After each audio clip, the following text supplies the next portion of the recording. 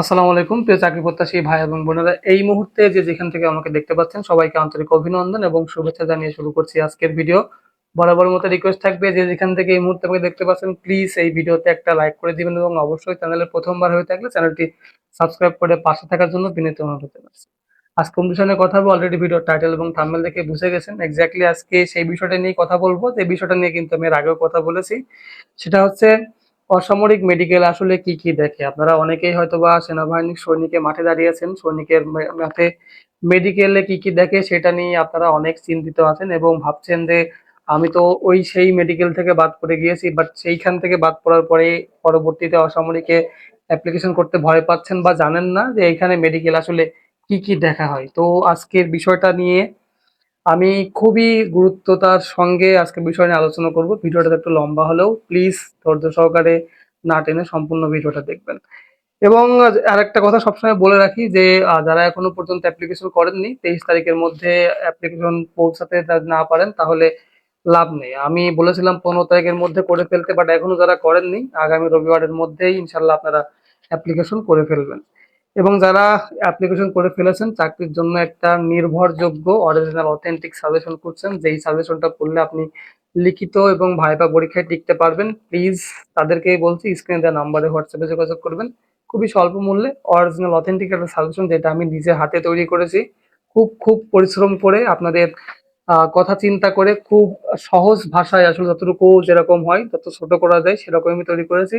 তো আপনারা চাইলে খুব অল্প মূল্যে এই সাজেশনটা নিতে পারেন এবং অবশ্যই স্ক্রিনে দেওয়া নাম্বারে হোয়াটসঅ্যাপে যোগাযোগ করবেন। দয়া করে চাকরির কিভাবে মাঠে কি হয় না হয় এইসব বিষয় নিয়ে হোয়াটসঅ্যাপে যোগাযোগ করবেন না। তো যাই হোক, যে কথাটা বলছিলাম যে অসামরিক মেডিকেলে কি কি দেখে, মেডিকেলে সাধারণত যে জিনিসগুলো দেখে খুবই কমন, সেই বিষয়গুলো নিয়ে আলোচনা করব। হয়তোবা হাতে গোনা দুই একটা রিয়ার কিছু হতে পারে, তবে ভয় নেই, আপনাদের মধ্যে এরকমটা নাও ঘটতে পারে। তো প্রথমেই বলে রাখি যে অসামরিক মেডিকেলের প্রথম যেটা দেখবে ফার্স্ট অফ অল সেটা হচ্ছে আপনার উচ্চতা। এখন আপনারা চিন্তা করছেন যে আমার উচ্চতা 5 ফুট 6 ইঞ্চির কম। না, তাতে কোনো সমস্যা নেই। এখানে কিছু কিছু পদ ব্যতীত অন্য কোনো পদে উচ্চতার কোনো প্রয়োজন নেই। অর্থাৎ আপনি যদি 4 ফুট ব্যক্তি হয়ে থাকেন, তারপরেও আপনি সেনাবাহিনীর অসামরিকে চাকরি করতে পারবেন। তো এই উচ্চতা নিয়ে তো যাদের অনেক টেনশন আছে, প্লিজ এই ভিডিওটা দেখার পর আমি মনে করি যে আপনার মধ্যে আর কোনো টেনশন থাকবে না। এরপরে 2 নম্বর হচ্ছে চোখের দৃষ্টি। চোখের দৃষ্টি এটা আসলে খুবই ন্যাচারাল একটা বিষয়, যেটা সৈনিকের মাঠে আপনারা জানেন যে চোখের দৃষ্টি যদি 6/6 না হয় সেক্ষেত্রে কিন্তু চাকরি করা সম্ভব হয় না। তো 6/6 দৃষ্টি সম্পন্ন অবশ্যই আপনার হতে হবে। যদি 6/5ও আপনার দৃষ্টি সম্পন্ন হয়ে থাকে, আপনি যদি চশমা পরেও যদি দেখতে পারেন তাহলে কোনো সমস্যা নেই। আর একটা কথা এখানে স্পষ্ট করে বলে রাখি, যারা কালার ব্লাইন্ড নিয়ে টেনশনে আছেন অসামরিকের মেডিকেলে, ভাই কালার ব্লাইন্ড চেক করেন। তো এটা আপনাদের জন্য প্লাস পয়েন্ট হতে পারে। এরপরে হচ্ছে রক্তের গ্রুপ। রক্তের গ্রুপ অবশ্যই লাগবে, যে কোনো চাকরির ক্ষেত্রে রক্তের গ্রুপ খুবই খুবই প্রয়োজন। রক্তের গ্রুপ মানে হচ্ছে আপনার নিজের একটা সেফটি। সাপোজ আপনি কোথাও অ্যাক্সিডেন্ট করে বা দুর্ঘটনার কবলে পড়েছেন যেখানে আপনার রক্ত দরকার ইমিডিয়েট, আপনার যে আইডি কার্ড দেওয়া থাকবে ওই আইডি কার্ডে আপনার রক্তের গ্রুপ দেওয়া থাকবে, যাতে সহজেই নিকটস্থ ডাক্তারের কাছে যদি যান তাহলে সে বুঝতে পারবে যে আপনার যেমন ও পজিটিভ রক্ত যদি আপনার হয়ে থাকে তাহলে অবশ্যই আইডি কার্ডে লেখা থাকবে এবং অবশ্যই ওইখানে স্থানীয় লোকজন অথবা যে ডাক্তার আপনার চিকিৎসা করবে তাহলে বুঝতে পারবে যে আপনার রক্তের গ্রুপ ও পজিটিভ এবং অবশ্যই এই সময় আপনার সব থেকে বেশি প্রয়োজন ও পজিটিভ রক্ত। এরপরে আরেকটা হচ্ছে ডুপ টেস্ট, যেটাকে আমরা প্রসাবের মাধ্যমে আসলে আরকিকে পরীক্ষা করা হয়। আপনারা অনেকেই হয়তো অবগত আছেন যে ডুপ টেস্ট কিভাবে করে। এই ডুপ টেস্ট করার একটাই কারণ যে আপনি কোনো মাদকের সঙ্গে যুক্ত আছেন কিনা। যেমন যে সমস্ত দ্রব্য নিষিদ্ধ বাংলাদেশের আইনে, সেই সমস্ত দ্রব্যের সঙ্গে আপনি জড়িত আছেন কিনা, বা আপনার শরীরের মধ্যে যদি সে ধরনের দ্রব্যের জীবাণু পাওয়া যায় অবশ্যই কিন্তু আপনি এখানে মেডিকেল থেকে বাদ পড়বেন। এখন অনেকেই ভাবছেন যে ভাই আমি তো সিগারেট খাই, আমার শরীরে তো প্রচুর পরিমাণ নিকোটিন আছে। না, সিগারেট মাদক দ্রব্যের মধ্যে পড়ে না, কারণ বাংলাদেশের মধ্যে সব থেকে বেশি ট্যাক্স দেয় কিন্তু সিগারেট কোম্পানি, এবং বাংলাদেশের আইন অনুযায়ী সিগারেট কোনো মাদক না। সো সিগারেট যারা খান তাদের হতাশ হওয়ার কিছু নেই। বাট সিগারেট ব্যতীত যারা দুষ্টু পানি পান করেন, বিভিন্ন রকম গাছের পাতা পান করেন বা সেবন করেন, সেইগুলো যদি আপনার ভিতরে অভ্যস্ত থাকে তাহলে ভাই পরীক্ষা দেওয়ার দরকার নেই। আর যদি মনে করেন যে না আমি 3 মাস আগে এটা খেয়েছিলাম, এখন পরীক্ষা দিতে যাব, তাহলে আমি একটা জিনিস সাজেস্ট করতে পারি, বেশি বেশি করে ডাবের পানি খাবেন, তাহলে ভিতর থেকে সবকিছু পরিষ্কার হয়ে বের হয়ে যাবে। এরপরে হচ্ছে আপনার শরীরে কোনো রকম কোনো অঙ্গহানি আছে কিনা, অর্থাৎ দেখা যাচ্ছে যে আমরা যখন পরীক্ষা দিতে যাব আমাদের অনেকেরই আছে হয়তোবা একটা হাত নেই, পা নেই, দৃষ্টি প্রতিবন্ধী, একটা কান নেই, এরকম অনেকটাই হয়। অনেকে তো দেখেছি যে এই ঠোঁটের এখান দিয়ে কাটা দাগ আছে বা কাটা আছে। এগুলো যদি হয় তাহলে আপনার অ্যাপ্লিকেশন করে কোনো লাভ নেই। আপনার চাকরি হলেও মেডিকেলে যেয়ে আপনি বাদ পড়ে যাবেন। সোজা সাপটা কথা।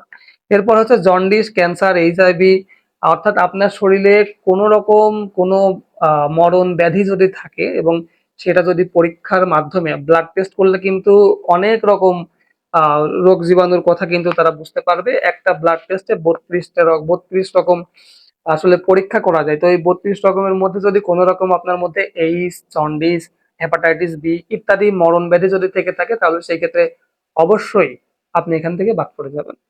এরপরে হচ্ছে শনাক্তকরণ চিহ্ন।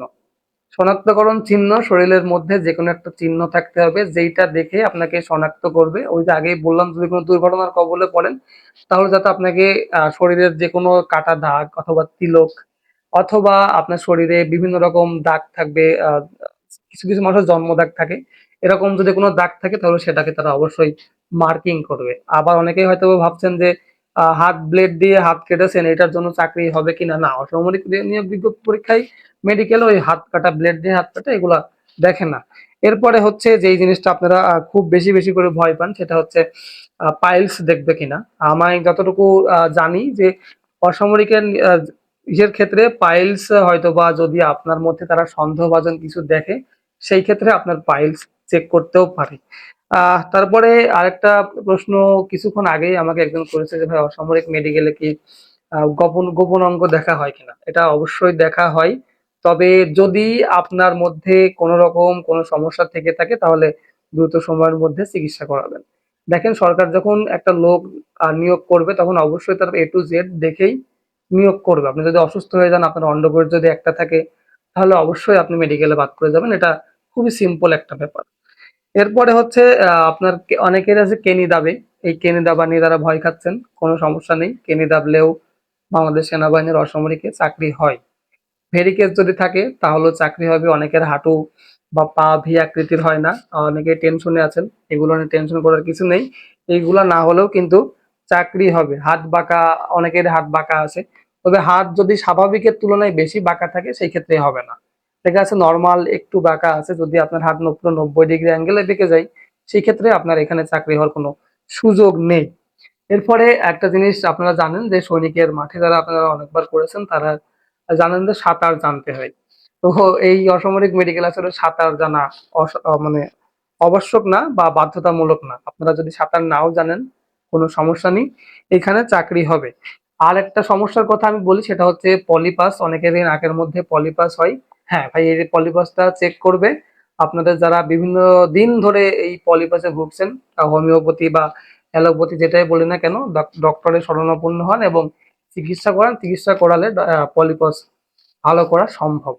তো অসামরিক মেডিকেলে এই জিনিসগুলো সব থেকে বেশি গুরুত্ব দেবে সেটা হচ্ছে উচ্চতা, চোখের দৃষ্টি, রক্তের গ্রুপ, ডুপ টেস্ট এবং শরীরে কোনো অঙ্গহানি আছে কিনা, সেই সাথে জন্ডিস, ক্যান্সার, হেপাটাইটিস বি এবং ইত্যাদি যে মরণ ব্যাধি রোগ থাকে সেইগুলো আছে কিনা এবং শনাক্তকরণ চিহ্ন। এছাড়া আহামরি ভয়ের কোনো কারণ নেই অসামরিক মেডিকেলে। এইগুলা নিয়ে আসলে কোনো মাথা ব্যথায় তাদের নেই। সিভিল লোকের আর কি মাথা ব্যথা করবে। আপনাকে তো নিয়ে আর যুদ্ধের ময়দানে যাবে না বা আপনাকে তো রণ প্রশিক্ষণও দেওয়া হবে না যে এইগুলো আপনার মাস্ট বি থাকতেই হবে। তো এই ছিল মেডিকেলে কি কি হবে না হবে এই বিষয় নিয়ে। এবং সেই সঙ্গে আমি আবারও বলছি, আপনি তখনই মেডিকেলে যেতে পারবেন যখন কিনা আপনি রিটেন পরীক্ষায় টিকতে পারবেন।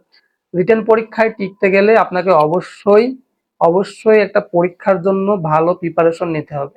সরকারি চাকরির জন্য পরীক্ষা দিতে যাবেন, সেইখানে যদি আপনার প্রিপারেশন জিরো লেভেলে থাকে তাহলে ওই রিটেন থেকে আপনি বাদ পড়ে যাবেন, ভাইভাতেও যেতে পারবেন না, মেডিকেল তো অনেক দূরের কথা। তো আমি আপনাদেরকে রিকোয়েস্ট করব, প্লিজ প্লিজ বেশি বেশি করে আপনারা এখন থেকে এই পরীক্ষার প্রস্তুতি নেন। যদি পরীক্ষার প্রস্তুতির জন্য একটা বিশ্বাসযোগ্য সাজেশন খুঁজে থাকেন, অনেকে আমার কাছ থেকে সাজেশন নিয়েছেন আর আমি জানি তারা প্রস্তুতি নিচ্ছেন এবং প্রতিদিন ভিডিওর জন্য অপেক্ষা করেন। এবং যারা এখনো পর্যন্ত সাজেশন নেননি অবশ্যই স্ক্রিনে দেওয়া নাম্বারে হোয়াটসঅ্যাপে যোগাযোগ করবেন। খুবই স্বল্প মূল্যে অরিজিনাল অথেন্টিক একটা সাজেশন যেটা আমি নিজ হাতে তৈরি করেছি সেটা আমি আপনাদেরকে প্রোভাইড করবো ইনশাল্লাহ। এবং এইটা যদি পড়েন 100% কমন পাবেন, এটা আমি গ্যারান্টি। তো যাই হোক, পরবর্তী ভিডিও দেখার আমন্ত্রণ জানিয়ে এখানে বিদায় নিচ্ছি। আল্লাহ হাফেজ।